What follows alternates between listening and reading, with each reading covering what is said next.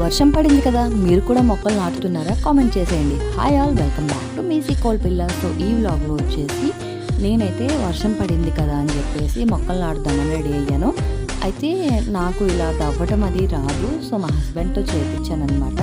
ఒక ప్లేస్లో కనకాంబరాల మొక్కలు అయితే ఉన్నాయి. సో వాటి పక్కన రౌండ్గా మళ్ళీ అదే షేప్లో మట్టిని కొద్దిగా గుల్లగా చేయమని చెప్పాను. అండ్ అదే అయితే నెక్స్ట్ కమింగ్ వ్లాగ్స్లో అప్డేట్ ఇస్తాను దాని గురించి.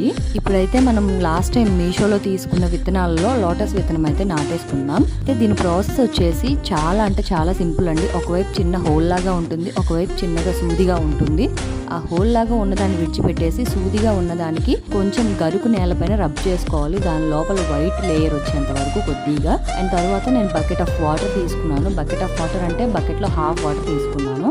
దాన్ని మంచిగా అందులో విడిచిపెట్టేసేయడమే. ఇలా వాటర్ లో వేసిన విత్తనం పైన ఏంటంటే లిడ్ పెట్టేసి క్లోజ్ చేయాలి. ఎందుకంటే దానికి డార్క్ ఏరియా ఉంటే మంచిగా పెరుగుతుంది. ఆఫ్టర్ 5 days దీని గ్రోత్ లెవెల్ ఎలా ఉంది ఏంటి అని అప్డేట్ ఇస్తాను. అండ్ మీరు ఎప్పుడైనా లోటస్ విత్తనాలు వేసారా? నేనైతే ఇదే ఫస్ట్ టైం. మీరు వేసినట్లయితే కామెంట్ చేయండి. వీడియోస్ లైక్ చేయండి. Do follow for more Srikakulam vlogs. Thanks for watching.